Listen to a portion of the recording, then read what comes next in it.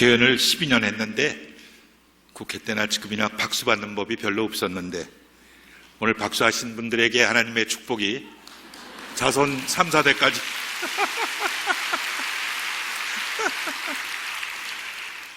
정말 제 자신이 아주 자랑스럽고 기쁩니다. 제가 금년에 75살인데 이렇게 많은 교인이 모인 교회를 가본 적이 없습니다.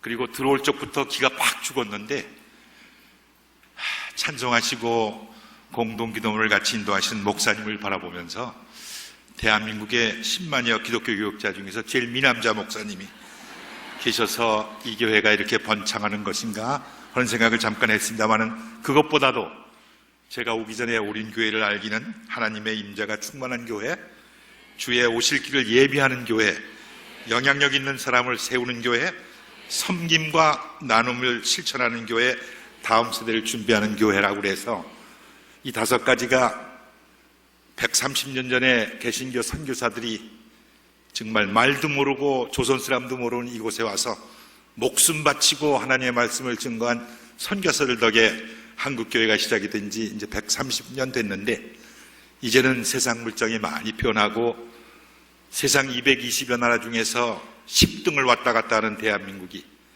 경제적으로 또 경제의 내용이나 진로나 또 한국의 국격으로나 선진국 문턱까지 간 대한민국 우리나라 이 땅에서 정말 이 5가지가 꼭 필요한 이때에 이 시대에 하나님께서 이 오륜교회를 통해서 한반도를 축복하시고 준비하신 하나님의 역사가 이 교회를 통해서 이루어지는 축복의 통로 같은 교회라고 느꼈습니다. 맞습니까? 대단한 교회입니다. 불러주신 목사님과 여러 당회원들께 감사를 드립니다. 이 특별한 집회 중에 오신 강사님들 이름을 쭉 보니까 어마어마한 우리나라의 대표 목사님들과 평신도 지도자들이 왔는데 부족한 종이 거기 끼었다고 하는 사실만 해도 천당에 계신 어머님이 무척 좋아하실 겁니다. 우리 어머님은 92세에 천사같이 하나님 품에 안기셨습니다. 오늘 읽어드린 6절의 데살로니가전서 5장 6절 말씀은 16, 17, 18절은 여러분들이 유년주일 학교 때부터 달달 외우던 항상 기뻐하라, 쉬지 말고 기도하라, 범사에 감사하라. 우리 믿는 사람들이 꼭 하지 않으면 안 될 3가지 진리입니다. 신약성경 전체를 통해서 금과 옥조 같은 주님의 말씀들이 많이 나오지만 내 친구를 위해서 목숨을 바치라는 얘기도 나오고 많이 있지만 우리 믿는 사람들이 꼭 해야 될 일, 하지 않으면 안 될 일이 그 3가지. 항상 기뻐하라, 쉬지 말고 기도하라, 범사에 감사하라. 누가 압력을 가하든지 누가 공갈 협박을 하든지 하여간 우리가 꼭 지키지 않으면 행복하게 축복받고 살 수가 없는 우리들이라는 것을 여러분은 아마 아실 겁니다. 그 3절 앞에 3절은 오늘 읽어주신 말씀이 6절인데 15절, 13절, 14절, 15절 3 말씀은 첫째는 너희들끼리 화목하게 지내라. 영어 성경은 be a peacemaker, 평화를 만드는 사람이 되라. 교회에서나 사회에서나 직장에서 가정에서나 분란을 일으키고 남이 얘기하면 발목 잡고 시비 거는 부정적인 사람이 되지 말고 늘 긍정적으로 기뻐하고 감사하고 가정의 배우자나 자식들이나 부모님들이나 직장의 동료나 친구나 커뮤니티에서도 남을 북돋아주고 칭찬해주고 격려해주는, 그래서 이 나라가 발전할 수 있는 창조의 기름을 붓는 그런 일꾼들이 되라고 하신 말씀이 13절이고 14절은 오래 참으라. 영어로는 be patient.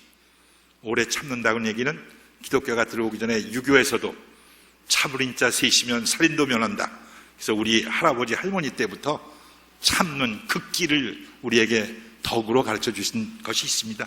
그 다음 절은 네가 일생 살아가는 동안에 너를 도와주고 밀어주고 기도해주고 많은 돕는 사람이 있는 것 감사하지만 이유 없이 네가 얘기만 하면 눈에 이상하게 도끼눈을 하고 달라드는 자도 있고 발목 잡고 시비 걸고 늘 긍정적으로 생각 않고 부정적으로 발뒤꿈치 잡는 사람이 있고 미운 사람이 있는데, 그러나 믿는 사람은 악을 악으로 갚을 생각을 하지 말고 악을 선으로 갚아라. 이 3가지 앞에 셋, 뒤에 셋, 6절인데 우리 어머님께서 돌아가시기 2시간 전에 동두천의 노인병원에 우리 성북구 제가 섬기던 동네 권사님 아들이 의사 선생님으로 노인병원을 운영하는 것에서 한 달쯤 계시다가 돌아가셨는데, 돌아가시기 2시간 전에 원장님이 부르셔요, 저를. 그때는 뭐 국방위원장도 오고 국회에서 제가 바쁠 때인데, 그래서 불현역회 갔더니 어머님께서 성경책을 갖다가 내 앞에서 크게 읽어달라 그렇게 얘기를 하세요. 이제 92세가 되셨으니까 귀도 많이 약해지셔서 크게 읽으라고. 그래서 지금 데살로니가서 5장 13절부터 18절까지 목사님이 봉독해 주신 그 말씀을 제가 크게 읽었어요. 어머님께서 그렇게 살라고 그러고 2가지를 더 말씀을 하셨어요. 한 가지는 네가 당회원으로 장로로 교회에서 이러저러한 교회 일을 치리하고 그럴 때 절대로 목사님한테 대들지 마라. 목사님은 하늘에서 소명을 가지고 찍어서 부르심 받은 사람들이기 때문에 혹시 실수나 잘못한 게 있으면 하나님이 손댈 테니까 괜히 평신도 지도자라고 이렇고 시비 걸면 교회가 시끄럽다. 명심하길 바란다. 얘기를 하시고요. 2번째는 저희 아버지가 1950년 6.25 동란 때 제가 중학교 1학년 때 납치되셨어요. 37살 때. 우리 어머님은 4살이 위라 41살이셨어요. 그래서 55년을 남편 못 보고 끌려가신 이후에 소식이 아무것도 없어서 돌아가신 걸로 우리는 간주하고 있습니다. 저는 외아들로 우연찮게 세상에 제가 태어났는데 어머님께서 하신 말씀이 아빠를 못 보고 내가 먼저 천당에 가는데 통일해서 아빠를 만나거든 내가 죽도록 사랑했다고 얘기해달라. 이렇게 사랑 고백을 하셨어요. 우리 어머니 입속에서 사랑한다 뭐 이런 얘기는 들어본 적도 제가 없는데 약간 돌아가시 전인데 얼굴에 홍조를 띄우면서 사랑 고백을 제게 하셨어요. 92세 얼굴도 쭈글쭈글해지고 했지만 그 얼굴은 광채같이 빛났어요. 저는 어머니의 임종을 보면서 많은 은혜를 받고 그 후에 우리 교회나 이웃교회 가서 권사님들 만날 적마다 우리 어머니같이 돌아가시기를 축복합니다. 사람이 마지막 주님 품에 안길 때 제가 교회에서 장례 사역을 좀 했는데 같은 교인이고 세례받고 직분을 받은 사람도 마지막 시간에 믿음이 흔들리면 구원의 확신이 흔들릴 때는 얼굴이 새까맣게 되고 안 죽겠다고 발버둥을 치고 뭐 우스운 일들이 많이 벌어지는데 확실한 믿음을 가지고 하늘나라의 소망을 가지고 이제 주님 품에 앉을 때라고 믿음이 튼튼한 분들은 얼굴이 천사같이 빛나요. 우리 어머님이 그러셨어요. 여러분 오해하지 마십시오. 우리나라 전례부터 내려오는 얘기 중에 자식 자랑하고 아내 자랑은 팔불출 중에 들어가지만 엄마 자랑은 족보에 없기 때문에 제가 어머니 얘기를 해요. CTS 기독교 텔레비에서 2년 전에 감회장과 프로그램 만드는 사람이 제 간증을 듣고 우리나라에 기도발 센 어머님들이 많으신데 그래서 아들들을 훌륭하게 평신도 지도자와 교육자들을 만들었는데 당신 어머니뿐만 아니라 다른 분들의 어머니도 얘기를 듣자 해가지고 CTS 기독교 텔레비에서 유재건의 나의 어머니 프로를 만들어서 2년 전부터 지금 102번을 1시간씩 제가 인터뷰 형식으로 주고받고 오면서 매주 1시간씩 나의 어머니 시간을 진행하고 있는데 어마어마한 기도의 어머니들을 많이 만났습니다. 그래서 오늘 저녁에는 우리 어머니가 제게 남겨주신 말씀과 조금 더 보태서 기도빨 센 어머니들 얘기를 한두 분 소개를 해드리면서 여러분과 같이 은혜를 나눴으면 하는데 6시부터 7시부터 말씀을 칼구면서 여기까지 먼 길 오신 분들에게 본전은 찾아드려야 될 텐데 하나님께서 제 얼굴을 봐서라도 여러분께 은혜를 내려주실 것을 확신합니다. 아멘입니다. 어머님께서는 목사님께 대들지 말라는 얘기를 하고 아버지를 만나거든 내가 죽도록 사랑했다고 전해달라. 그리고 꼭 재혼도 안 했다는 얘기를 꼭 얘기해달라고 그렇게 얘기를 하셔서 정말 어머님이 일생 동안 저한테 얘기를 안 했지만 아버지를 많이 그리워했구나 이런 생각을 혼자 했습니다. 불쌍한 어머니 하나님을 만나지 못했다면 정말 저주받은 인생을 살 수밖에 없는 여자의 권리를 하나도 누리지 못한 우리 어머니가 하나님을 알게 돼가지고 기쁘고 즐겁게 돌아가실 때까지 외아들인 하나님을 알기 전 제가 어머니에겐 전부였고 하나님을 안다면 제가 2등으로 밀려났지만 하나님 다음에 저만 믿고 사셨는데, 그 어머님께서 제게 부탁하신 말씀이 감사한 삶을 살고 기쁘게 살라. 너는 하나님이 책임지시는 그런 애기 때문에 아무 걱정 말라. 제가 1960년대 미국 유학을 갔는데 어머님께서 그때 처음으로 한국에 카세트 테이프가 나올 때예요. 그걸 구하셔가지고 테이프에다가 1시간, 우리 어머니는 500장 가까운 찬송가 곡조 한 곡조만 가지고 다 4주를 가까이, 전업 본 것도 4주를 가까이 곡조로 아침 4시에 일어나서 한 곡조 부르시고 기도하시고, 제거나 영어 힘들지 미국에서 언어가 중요할 텐데 아무 걱정을 없어. 하나님께서는 너에게 다 책임져 주시겠다고 오늘도 기도 응답 받았으니까 그저 열심히 공부해서 얼른 학위 마치고 돌아오길 바란다. 하나님이 약속하셨기 때문에 기죽지 말라. 이렇게 얘기했어요. 아주 마음이 넓으시고 대단한 어머님이신데, 우리 어머님은 초등학교 문 앞에도 못 가신 무학자세요. 어머님은 충청남도 공주 계룡산 산골짜기에서 출생하셨어요. 그랬는데 은문, 한문이 아닌 한글은 그래도 그 동네 처녀들이 배웠다고 그러는데 어머니 때부터 가르치지 않았어요. 어머니보다 2살 많은 집안의 언니뻘 되는 사람이 시집을 갔는데 시집가는 다음 날부터 은문으로 집에 고자질 편지를 쳤어요. 시어머니는 여우 같고 시누이는 불여우 같고 살 수가 없다. 날 살려달라. 친정으로 날 불러달라고. 근데 양반집에서 출가 외연으로 한 번 시집가면 친정에 못 오잖아요. 그 집 귀신대라고 그러는 건데, 그 얘기를 듣고 동네 어른들이 모여서 회의를 했어요. 오늘부터 우리 동네 처녀들은 은문을 가르치지 못한다. 괜히 이거 배우면은 가가지고 바로 고자질 편지 쓸 테니까 아무도 배울 수가 없다. 그래서 우리 어머니가 희생타가 돼가지고 한글도 못 배우시고 19살이 됐어요. 그때 우리 외할아버지하고 우리 친할아버지가 어떻게 주막에서 한 잔 걸치시다가 예의가 돼가지고 어머니를 팔아잡수신 것 같아요. 생전 보지도 못하고 뭐 배경도 모르고 한 15살 먹은 충청남도 천안 목천 독립기념관 있는 목천 초등학교를 나오고 경신중학으로 올라온 아버지가 이제 15살에 집을 떠나니까 우리 할아버지 할머니 일손이 모자라서 체격 좋고 나이도 듬직한 며느리감을 하나 잡아다가 요새 말로 인신매매범에 이제 효시 같은 어머니를 뭐 잡아가듯이 감아 태워가지고 시집을 갔어요. 어머님께서는 제가 철들 무렵에 가마 타고 신랑 만나러 시집 가는데 얼마나 답답하고 궁금한지, 신랑이 코가 제대로 붙었는지, 요새 같으면 신라 호텔에서 커피도 한잔 마시고 맞선도 보고 필이 꽂혀야지 이게 혼인이 되는 건데 필이고 나발이고 아무것도 없이 그냥 어머니가 팔려가시면서 뭐 없이 궁금하시더래. 그러나 뭐 방법이 없잖아요. 사진 한 장 본 것도 없고. 그래서 초래청에서 그냥 큰맘 먹고 싹 커튼을 들고 보니까 신랑이 잘 생겼더래요. 우리 아버지 아주 훌륭하게 생겼더래요. 그래서 한숨 놨다고 하는 얘기를 제가 철들 무렵에 어머니께서 고백하셨어요.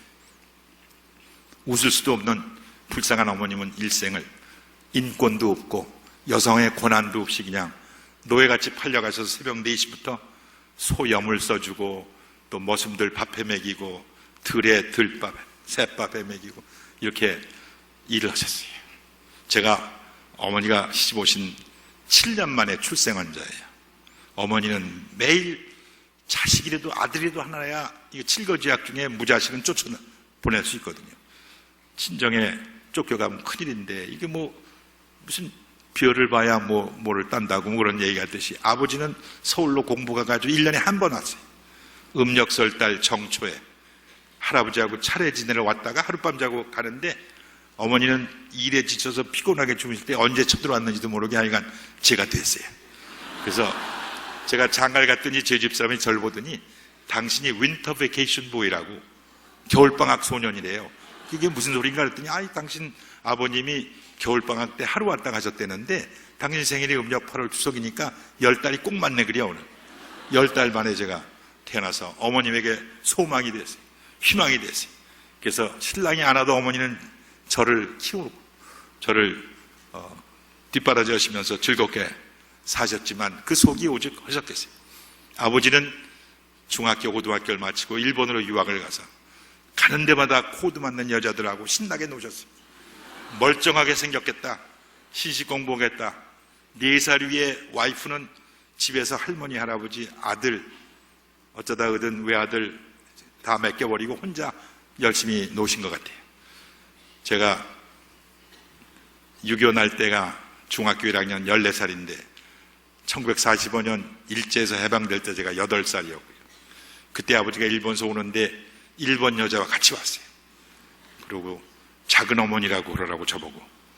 그래서 저는 아주 그이가 이쁘게 생기고 무슨 제게 어렸을 때 시계도 주고 그래서 금방 작은 엄마라고 그랬는데 코아래 진상이 없고 우리 어머님은 별로 좋아하시지 않는 것 같아가지고 제가 그렇게 눈치가 빠르지 못해요. 보시다시피 좀 둔해가지고 나중에 이거 어머니 앞에서 이러면 안 되겠구나 이런 생각을 했습니다만, 어쨌든 아버지는 그저 자기보다 더 나이 많은 조강지처럼 집에서 일만 하는 애나 기르게 하고 다니면서 그렇게 바깥 세상을 사시다가 6.25 때 납치됐어요. 그리고 그때부터 지금까지 잘 소식이 하나도 없고 그래요. 어머님은 세상 살 줄 몰라요.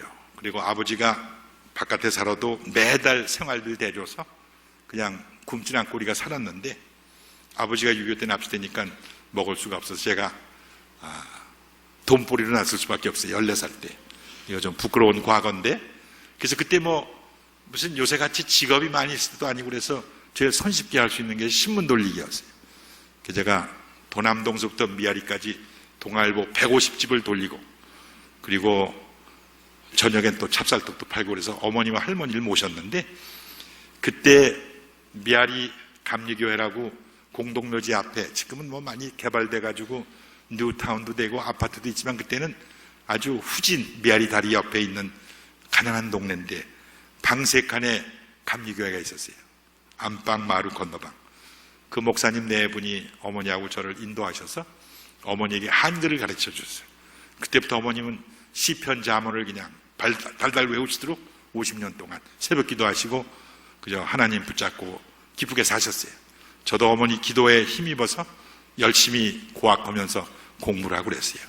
그때 에피소드를 이 150줄 신문 돌리려면 4시 반부터 뛰어야 돼요. 그래 아침에 7시에 간단히 아침 먹고 학교를 갈 수가 있었는데, 피난 갔다 와서 중3, 고1, 고2, 고3 때 고등학교 졸업할 때까지 신문을 돌렸는데 150줄 돌리고, 요새같이 온라인 무슨 뱅킹 이런 게 없어서 25일 날 신문 대금을 받으러 집집마다 다녀야 돼요. 그럼 어떤 사람은 내일 오라고 그러고 어떤 사람은 이사 가버려요. 약 20%가 공짜로 오고 이사 가버려요. 그럼 제 월급에서 그걸 제하기 때문에 할머니, 어머니 부양이 부족해요.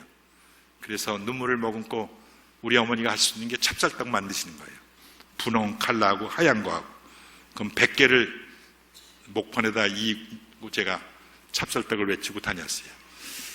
근데 그때 추운 겨울에 이 찹쌀떡을 심파조로 구성지게 외치면 매상이 좀 오르고, 입이 얼어가지고 좀 잘 못하면은 잘 안 팔려요. 그럼 아침에 물 띄어서 할머니, 어머니 제가 3개 내지 5개씩 아침으로 먹고 제가 학교를 가고 그랬는데, 한 집에 신문값을 가져왔는데 내로라고 5번을 내로라고 그래요. 그랬는데 좀 속상하더라고요.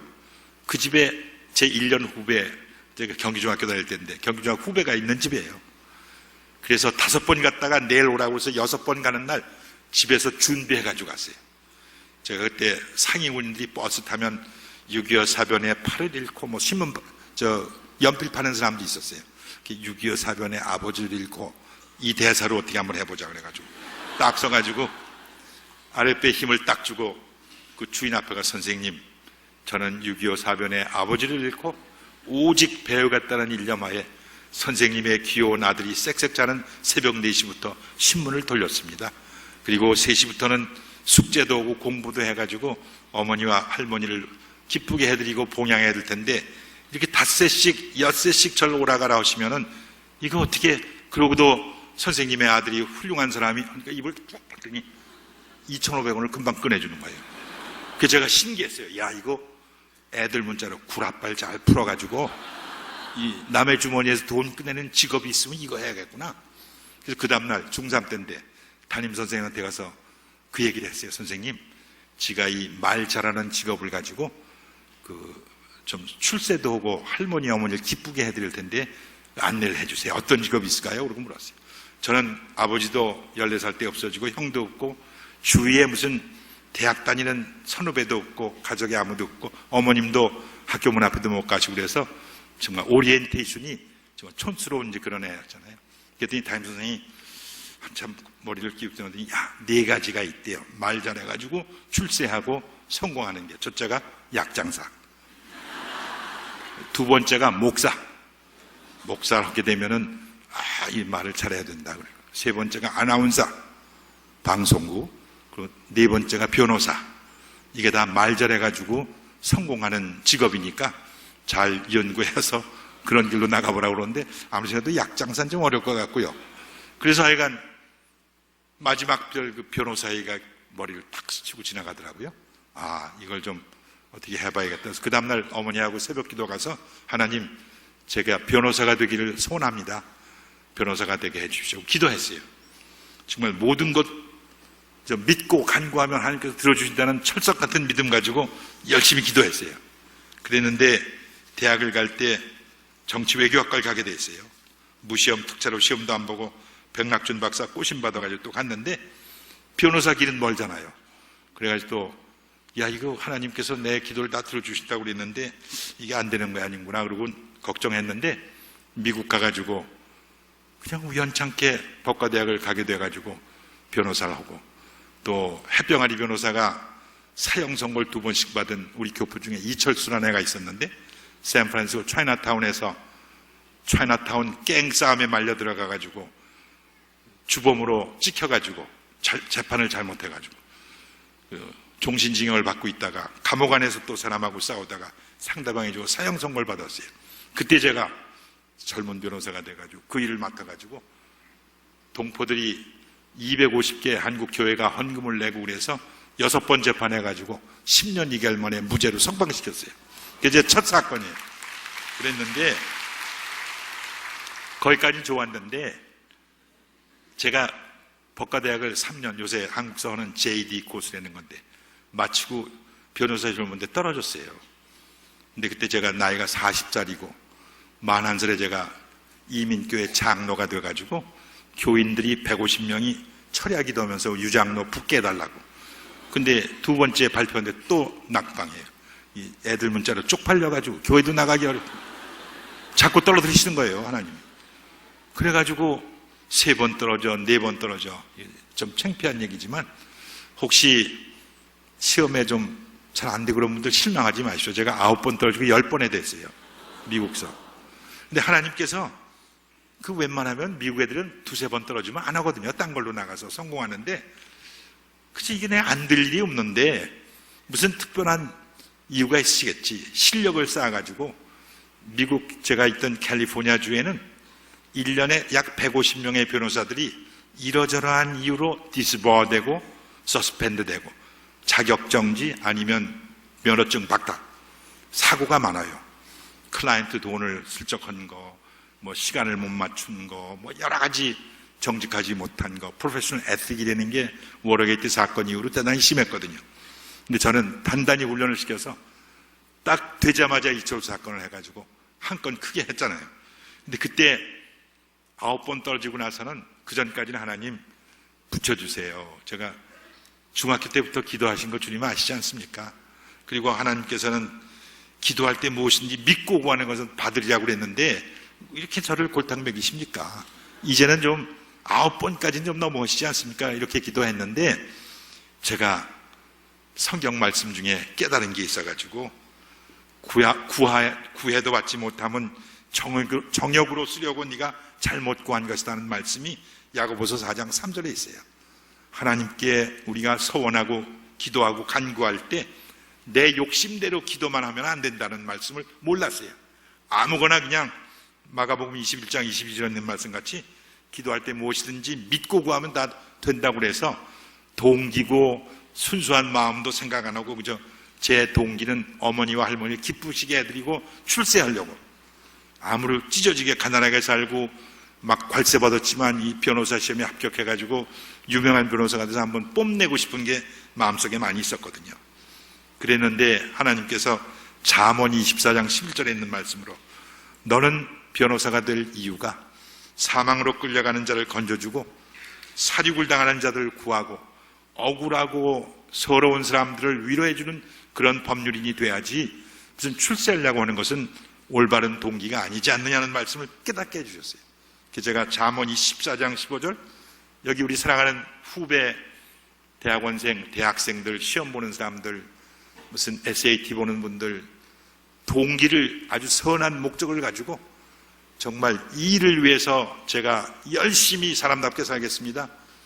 세계 평화를 위해서, 남북 통일을 위해서, 오륜교의 발전과 부흥을 위해서 다 좋지만 하나님께서는 여러분의 심중을 보시기 때문에 구하여도 받지 못하는 분이 계시다면 야고보서 4장 3절을 오늘 밤에 가서 읽으셔서 여기 오신 본전 찾으시기 바랍니다. 다시 한번 야고보서 4장 3절이고요. 법률 계통으로 나가실 분들은 잠언 24장 11절을 꼭 보시고 하나님, 제가 주님이 원하시는 대로 약한 자들, 가난한 자들, 과부와 고아들을 그렇게 사랑하시는 주님의 뜻에 따라서 주님의 후배가 되기를 원합니다. 이렇게 기도하시면 틀림없이 합격하실 걸 저는 믿습니다. 제 경험을 통해서 여러분에게 얘기를 드립니다. 나의 어머니 얘기를 많이 했습니다마는 제가 그 방송을 통해서 얘기하는 가운데 오영석 총장이라고 한신대학교 총장을 하다가 은퇴하셨습니다. 이분이 전라남도 해남 땅끝 아주 산골짜기에 사시는 분인데 집이 워낙 가난해서 중학교를 갈 수가 없어요. 그래서 기도하는 가운데 하나님은 내 기도를 들어주실 거라고 생각하고 하나님께 편지를 썼어요. 하나님 전상서, 중학교를 가고 싶은데 우리 집 형편으로는 불가능합니다. 하나님 저를 중학교 보내주세요. 그리고 편지를 써가지고 주소를 쓰려니 하나님 주소를 알 수가 없잖아요. 그래서 겉봉에 전라남도 해남군 무슨 면 무슨 이 오영석 받는 사람 하나님 그래가지고 우체통에 집어넣었어요. 근데 그 우편 배달부가 수고해가지고 보니까 주소 미상에 하나님한테 가는 게 있거든요. 그래서 땅끝마을 이준록 목사님이라고 그 교회 목사님께 가다 목사님이 하나님하고는 어떻게 통하는 게 있을 테니까 일단 그쪽으로 갖다 드리자. 이준록 목사님이 요새 망고나무 심기 남수단에 가서는 이광희 패션 디자이너였어요. 남자 패션계의 앙드레 킴이라면 여자 패션계에는 이광희 선생인데 그 이준목 목사의 따님이세요.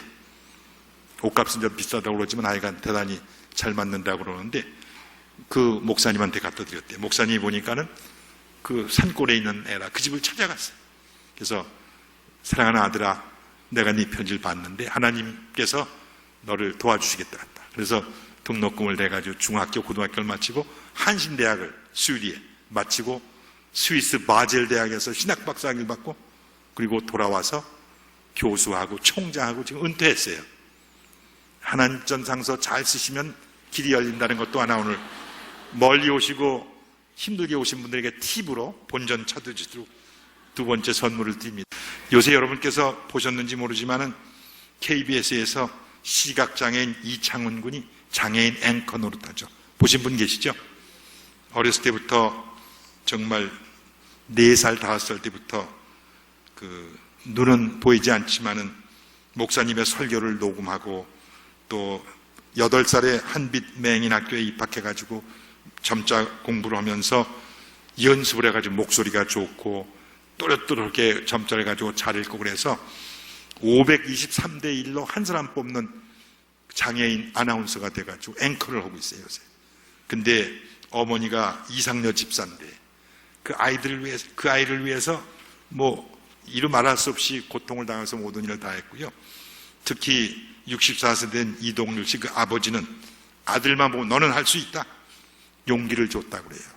우리 자녀들에게 용기를 두고 특히 이 오린교회 같은 데서는 우리 2세들과 후배들을 위해서 이렇게 엄청난 사역하는 교회는 저는 오늘 너무너무 감동받아가지고 이 교회야말로 정말 하나님께서 날로 축복해 주시고 부흥 발전시키실 수밖에 없는 교회구나 하는 걸 느꼈습니다. 이 시대에 꼭 필요한 이런 교회에 나오시는 성도 여러분, 또 이 교회 교인이 아니더라도 인근에서 오신 여러분들께서 우리나라의 어머니의 기도, 거기에 아버지의 기도라는 얘기는 아직은 크게 유행은 되지 않았지만 우리 이동률 선생, 이 시각장애인 앵커의 아버지는 아들만 보면 용기를, 너는 할 수 있어, 나는 너를 믿어, 너는 앞만 못 보지만 너는 음악적인 센스가 있고 냄새 잘 맡고 만지기만 모두 잘하는 애기 때문에 너는 훌륭한 일 할 수 있어, 이렇게 용기를 푹 떠줬대요. 너는 희망 없는 놈이라고 욱박질르고 외톨이로 내두는 그런 것이 아니라 어머니 아버지가 같이 이렇게 아이를 잘 키운 것 같습니다. 저는 어머니의 그 부탁을 충실하게 지키고 싶습니다. 그래서 기쁘게 살고 싶고요. 그리고 믿는 사람은 기쁘고 즐겁게 살아야 은연중에 전도도 되고, 우리 믿는 사람의 첫 번째 과업이 정말 사마리아 온 땅끝까지 다니면서 하나님의 증인이 되고 말씀을 증거해서 전도하는 것이 우리의 사명인데, 아주 인상을 쓰고 기도하고 땀을 뻘뻘 흘리고 할렐루야 하고, 동네 사람 하나 인도에서 왔는데 같이 은혜 받고 나가자마자 파킹 잘못하고 옆에 차를 발로 뻥뻥 차면서 욕하고 인상 쓰고 그래가지고 전도 되겠습니까? 웃고 즐기고 마음속에서 더 감사가 넘치면 복이 따라온다고 그랬죠. 그래서 우리 선인들은 정말 감사하고 기쁘게 사는 사람들에게는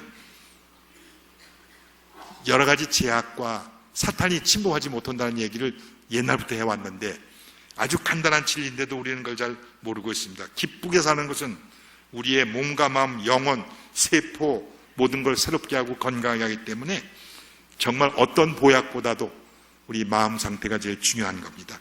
왜 기뻐해야 됩니까? 우리는 하나님께서 만들어주신 하나님의 아들, 딸이기 때문에 기뻐해야 됩니다. 그리고 감사해야 됩니다. 창조주 하나님의 권능과 주권을 믿고, 죄가 뭡니까? 우리가 하나님과 동등한 자가 되려고 하는 것이 죄거든요. 우리는 하나님의 피조물이라는 사실을 인정하고, 하나님은 우리에게 기쁘고 즐겁게 살라고 명하셨고, 온 삼라만상과 모든 걸 만드시고 관리하고 즐기고 활용하고 이용하고 즐겁게 살다가 관리하고 그러다가 손 딱 놓고 내게 오면 내가 또 더 좋은 거 주겠다고 약속하셨기 때문에 이 땅에서 우리는 관리자 아니겠습니까? 즐겁고 기쁘게 사는 걸 보시기 좋아하는 하나님 앞에 인상 쓰고, 기도할 때도 그냥 인상만 쓰고, 기도 끝나도 인상이 안 풀어져가지고 전도가 안 되는 사람들 있는데, 제가 그 MBC하고 KBS에 텔레비전을 많이 다녔는데, 그 텔레비 앵커들이라든가 그 탤런트들이 거울 앞에서 표정 관리를 해요. 이 양쪽 입끝이 올라가야지 웃는 얼굴 때 이렇게 손으로 이렇게 올리면서. 나는 믿는 우리 형제자매들이 거울 앞에서 표정 관리 했으면 좋겠어요.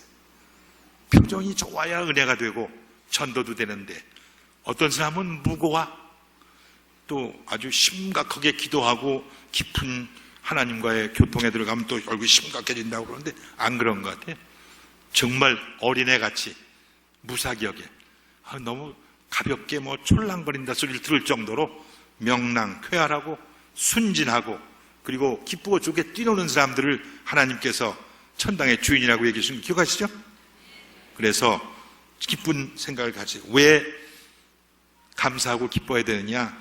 하나님이 우리의 주인이신데, 아니 주인과 우리는 피조물인데 하나님께서 날 만들어 주셨으니 감사하다. 여기에 이렇게 살아있다는 사실 하나만 가지고도 감사가 넘친다. 이런 생각을 가져야 되겠습니다. 왜 기뻐하고 감사해야 됩니까? 구원해 주셨기 때문에.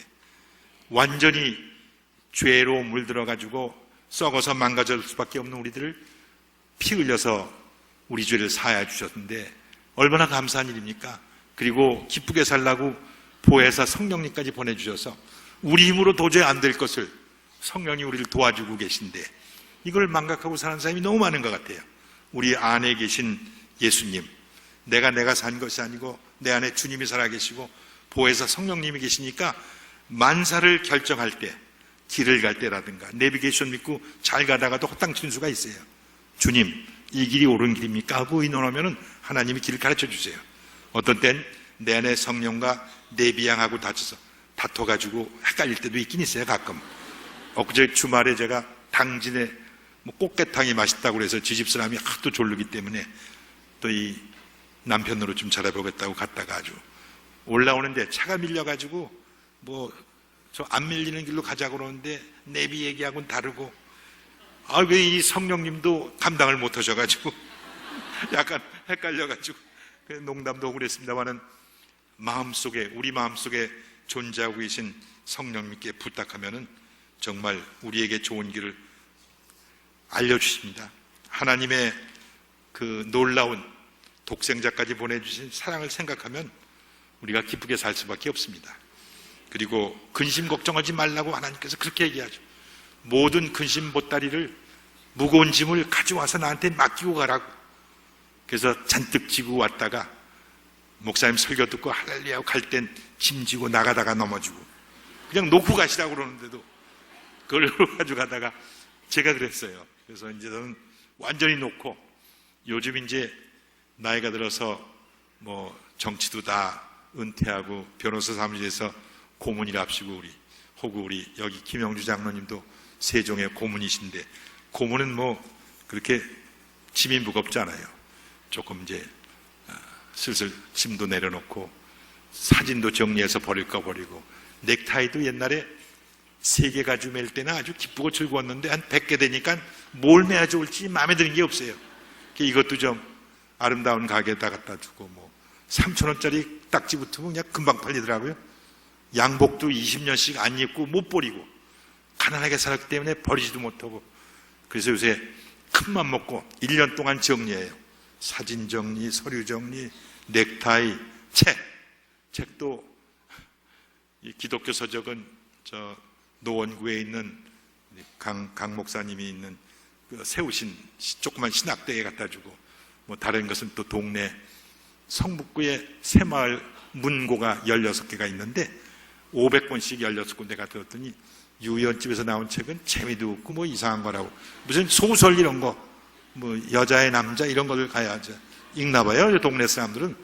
그래서 아이고 그냥 별로 좋은 소리를 못 들었는데 하여간 놀아주는 일을 하고 있는데 좀 가볍게 짐을 정리해야 천당 가기가 쉬울 것 같은 생각이 들어가지고 이 분별을 좀 잘해야 되겠다는 생각. 그러니까 다 염려거리였어요. 염려는 사실 필요 없는 것들을 우리 많이 하기 때문에 건강에도 적이 되고 삶에도 하나도 도움이 안 되기 때문에 많은 사람들이 불면증, 우울증 뭐 이런 거 걸린다고 그래요. 근데 불면증과 우울증 걸린 사람들이 2차 대전에 30만 명이 죽었는데 이 불면증과 우울증 때문에 신장 질환이 되고 이것저것 병이 돼서 죽은 사람은 200만 명이래요. 미국의 얘기예요. 2차 대전에 죽은 사람보다 우울증과 불면증으로 죽은 사람이 더 많아요. 염려는 건강에 적이고 인간관계의 형성을 부정적으로 만들기 때문에 생을 즐기지 못해요. 여행을 간다 하면은 걱정이 금방 와요. 뭐 준비를 뭐 할까 염려하다가 여행 가는 날은 그냥 부부가 얼굴 붉히고 하다가 그냥 즐겁지 못하게 가고 뭐 이런 것들이거든요. 염려하는 생각은 정말 생산적이지 못하기 때문에 왜 염려를 합니까? 기쁘지 못하는 게 믿음이 적어서 그렇다고 믿지 않기 때문에 믿지 못하기 때문에 그런다고 생각이 됩니다. 이 성경의 말씀에 보면 여기저기서 염려하지 말라는 얘기가 많이 없냐. 우리가 염려함으로 마태복음 6장 31절에도 뭐 아무것도 걱정하지 말라는 얘기가 여러 번 나옵니다. 걱정하는 것 자체가 비현실적이라고 이렇게 말씀하셨습니다. 여러분 오늘 제가 어머니 말씀을 하면서 세상에 유명한 어머니들이 많은데 정말 몇 분들 아브라함 링컨 같은 사람은 그 링컨 전기를 읽어보면은 어렸을 때 어머니가 돌아가셨는데 어머니가 돌아가시면서 아들 링컨에게 하나님을 경외하라 이렇게 말씀하시고 돌아가셨대요. 그리고 9살 때 그 계모도 돌아가시면서 너는 아버지와 누나 말을 잘 듣고 하나님을 공경하라. 그러면은 훌륭한 사람이 될 것이다. 그 말씀을 일생 동안 붙잡고 있었다고 그래요. 심지어 정말 나폴레옹 장군 하면은 인권을 그렇게 존중하지 않고 군국주의자 같이 유명한 장군으로 이웃나라를 침범하고 그런 사람을 생각했는데 이 나폴레옹까지도 프랑스여 위대한 어머니를 갖게 해달라 이렇게 축복하고 위대한 어머니가 계셔야 위대한 자녀들이 나와서 불란서가 발전할 것이다. 그래서 위대한 어머니가 국가가 가질 수 있는 최대한 보배라고 이런 얘기를 했다고 합니다. 그리고 무디도, 유명한 부흥사 무디는 내가 성취한 것 가운데 위대한 것이 있다면 그것은 모두 나의 어머니의 기도의 덕이라고 그렇게 어머니 얘기를 하셨습니다. 우리나라 어머니는 다른 나라보다 더 유달린 것 같습니다. 저는 어머니 프로그램 하면서 그렇게 알려지지 않은 심순덕이라는 그 시인이 쓴 엄마는 그래도 되는 줄 알았습니다. 난 시를 읽으면서 마음속에 많은 눈물을 흘렸습니다. 그 시는 꼭 우리 어머니를 제가 생각할 적마다 제가 읽어보곤 합니다. 내용은 이렇습니다. 하루 종일 밖에서 죽도록 일을 해도 엄마는 그래도 되는 줄 알았습니다. 찬밥 한 덩어리로 대충 부뚜막에 앉아 점심을 때워도 엄마는 그래도 되는 줄 알았습니다. 한겨울 냇물에서 맨손으로 빨래를 방망이질해도 어머니는 그래도 되는 줄 알았습니다. 나 배부르다, 나 생각 없다, 식구들 다 먹이고 굶어도 어머니는 그래도 되는 줄 알았습니다.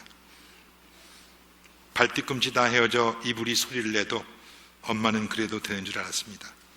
손톱이 깎을 수조차 없이 닳고 문드러져도 어머니는 그래도 되는 줄 알았습니다. 아버지 화내고 자식들이 속썩여도 끄떡없는 어머니는 그래도 되는 줄 알았습니다. 외할머니 보고 싶다, 외할머니 보고 싶다, 그것이 그냥 엄마의 넋두리인 줄만 알았습니다. 그러던 어느 날 한밤중 자다 깨어 방구석에 한없이 소리지고 울던 어머니를 본 후로는 어머니는 그러면 안 되는 것이었습니다. 우리의 어머니들을 그대로 그린 것인데 저희 어머니도 그랬습니다. 어머니는 돌아가실 때도 천사같이 돌아가셔서 주위 사람들에게 큰 교훈을 주셨고, 이 외아들인 제게는 일생 동안 어머니의 말씀을 제가 잊을 수가 없습니다. 그래서 어려움이 있더라도 어머니가 원하신 대로 기쁘고 감사한 삶을 살려고 많은 애를 쓰면서 빌립보서 4장 6절 7절을 매일 아침 외웁니다. 아무것도 염려하지 말고 오직 모든 일에 기도와 간구로 너의 구할 것을 감사함으로 하나님께 아뢰라. 그리하면 모든 지각에 뛰어난 하나님의 평강이 그리스도 예수의 너의 마음과 생각을 지키시라는 겁니다. 어머니는 돌아가셔도 살아있는 저를 위해서 늘 기도하고 돕고 계십니다. 제가 2002년에 어머니가 돌아가시고 2004년에 마지막 국회의원 선거운동을 동네에 하는데 가게집에 갔더니 4년 전에 우리 어머니가 갖다 놓은 명함이라고 명함을 두면서 어머니는 왜 안 오세요? 그래요. 2년 전 2000년에 어머님이 90세신데 낮에 제가 돌아다닐 때 저도 모르게 혼자 다니시면서 제 선거운동을 했어요. 근데 그 가게집에 가서 내 명함을 놓고 이 자식이 내 외아들인데 6.25 때 지혜비는 붙들려가고 나는 공부가 없어서 제대로 영향을 못 줬는데 그래도 교회를 정직하게 잘 커서 국회에 8년 하고 이번에 3선에 도전했는데 재주가 있는지는 잘 몰라도 부정직하고 거짓말 안 하고 내가 보기는 괜찮으니 이번에 한 번 더 찍어달라고.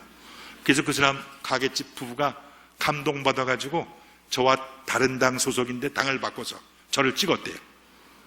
그래서 어머니가 이 명함 놓고 가셨다고 그러는데 우리 어머니 2년 전에 돌아가셨어요. 그때 아유 그러시냐고 어머님이 너무너무 감동적으로 그렇게 말씀하셔서 우리가 당을 바꿀 정도로 그랬다고 그래서 내가 돌아가신 어머니는 살아있는 아들을 위해서 선거운동까지 해주시는구나 그랬어요. 또 한 가지 에피소드는 제가 1956년 대학교 1학년 때 헝가리에 반공의거가 일어났어요. 그래서 헝가리 대학생들이 3,000명이 소련 탱크에 깔려 죽은 사건이 있었어요. 그때 제가 연세대학교 정치외교학과 1학년인데 4학년에 이만섭 선배가 오더니 여러분 그 사람이 선동가거든요.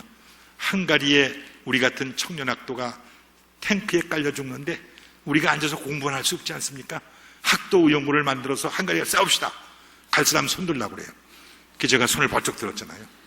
사실은 한 학기 다녀보니까 재미가 없어요 학교가. 그래서 큰 넓은 세상이나 나가보자고 손을 번쩍 들었는데 딴 애들은 안 들어요. 그래서 같이 가지 그랬더니 아버지하고 의논해야 되는데 근데 전 아버지가 없잖아요 의논할 사람. 그래서 전부 합해서 8명이 이만섭 단장하고 김용우라고 국방장관이 후암동에 있었어요. 가가지고 딱 서가지고 주먹 두 번 흔들고 헝가리로 보내주십시오. 그랬더니 이 사람들 정신이 있나 없나. 배를 타고 가냐 비행기를 타고 가냐. 외교관계도 그때 공산블럭이거든요. 여기가. 갈 수도 없으니까 정치외교학과니까 공부 열심히 해서 우리나라를 위해서 외교를 잘하도록 하고 사진 한 방 찍고 가자고. 그 사진 한 방 찍고 8명이. 그리고 헤어졌어요. 근데 50년이 흘렀어요. 2006년에 헝가리 정부에서 열흘 동안 헝가리 의거 때 죽은 학생들을 추모하면서 대대적인 행사를 해요. 그러면서 그때 외국에서 도와준 나라를 찾다 보는데 이 서대원 대사라고 제 후배가 헝가리 대사를 갔다 돌아왔는데 이 사람이 그때 그 한국에서 헝가리 의거에 참여하려고 학도의원군이 조직됐었다고 거기 국회의장 하는 이만섭과 국방위원장 유아무가 있다고 그럼 그분들을 초청해야 되겠다고 그래가지고 2006년 5월 달에 서울에 있는 헝가리 대사가 저희 방에 왔어요. 미스터 유, 우리 정부가 가기에서 통과가 돼서 10월 10일 날 부부 동반 초청을 하게 됐으니 이 초청을 응해 주시오. 그래서 여보 염치 없지. 이거 2번밖에 한 게 없는데 무슨 비행기를 탔다든가 가서 뭐 싸우다가 뭐 살짝 상처를 입었다든가 아무것도 한 게 없는데 무슨 훈장을 준다고 그러냐고. 십자 훈장을 주겠대요. 그래서 그래도 기분이 나쁘진 않더라고요. 그래서 집에 와서 오래간만에 집사람에게 칭찬받을 건이 하나 생겼잖아요. 여보 헝가리 가자고. 웬일이냐. 그래서 여차이차해서 좋아가지고 제 집사람이 이게 올라갔어요. 한 번도 안 가본 부다페스트에 가서 그 헝가리의 랍소디를 좀 듣고 뭐 좀 부다페스트 보겠다고. 근데 불행하게도 8월 달에 헝가리 국회의장이 내 훈장을 가지고 한국으로 와버렸어요. 그래가지고 이태원에 있는 헝가리 대사관제에서 훈장 수여식을 한다는 거예요. 이게 각이 틀렸잖아요. 그래서 저희 집사람하고 뭐 이만석 그때 국방장관 뭐 서대원 대사 뭐 다 모여가지고 뭐 아주 십자 훈장인데 그럴듯해요. 요새 뭐 상가에 가보면 훈장 딱 세워놓는데 이 다음에 저 죽은 다음에 그 하나 세워놔야 되겠더라고요. 그리고 전달하는데도 우리 집사람은 웃질 않아요. 찜찜 갈 길이 막혀버려요. 그래가지고 저녁에 국회의장 집에서 국회의장이 여자예요. 1956년 출생이에요. 그 헝가리 의거 나던 날 그 해 태어난 여자가 국회의장인데 6명 의원들 와서 우리 국회의장 집에서 리셉션을 했어요. 저보고 와서 훈장 받은 소감 인사를 하라고 그래서 제가 사실은 6.25 때 아버지가 공산당에게 끌려가셨기 때문에 공산당과 싸우려는 기백이 있어서 그걸 했다고. 그리고 우리 어머님이 끌려간 아버지를 그리워하고 그러는데 연전에 돌아가셨다고. 내 어머님이 돌아가시면서 마지막 유언으로 아까 제가 소개해드린 아빠 만나가던 죽도록 사랑했다고 얘기해달라. 그래서 영어로 그 사람도 영어로니까 My mom told me when you meet your daddy tell him I loved him so much. Tell him I didn't even get remarried. 그 얘기를 하는데 이 국회의장이 여자인데 눈물을 주르륵 흘려요. 그 얘기를 듣고 그러더니 일주일 안에 왕복 비행기표와 초청장이 왔어요.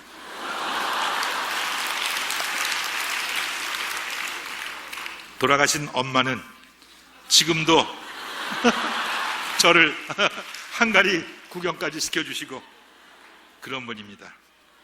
사랑하는 형제자매 오매님들, 내일 또 출근할 시간이 가까우는데 제 얘기를 마치겠습니다. 이 가을에 이 아름다운 교회 와서 제가 여러분과 같이 이렇게 은혜를 나눈 것을 제 평생 잊지 못하겠습니다. 여러분이 잘 들어주신 것도 감사하고 제가 좋아하는 내 인생의 가을이 오면 하는 시를 읽음으로 제 얘기를 마치도록 하겠습니다. 내 인생의 가을이 오면 나는 나에게 물어볼 이야기들이 있습니다.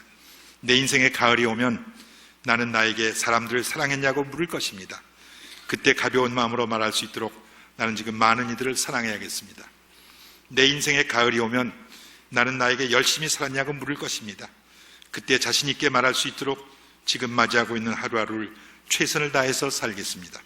내 인생의 가을이 오면 나는 나에게 사람들에게 상처를 준 일이 없느냐고 물을 것입니다. 그때 얼른 대답하기 위해 지금 나는 사람들에게 상처 주는 말과 행동을 삼가겠습니다. 내 인생의 가을이 오면 나는 나에게 삶이 아름다웠냐고 물을 것입니다. 그때 나는 기쁘게 대답하기 위해 지금 내 삶의 날들을 기쁨으로 아름답게 가꾸어야 하겠습니다. 내 인생의 가을이 오면 나는 나에게 부끄러움이 없느냐고 물을 것입니다.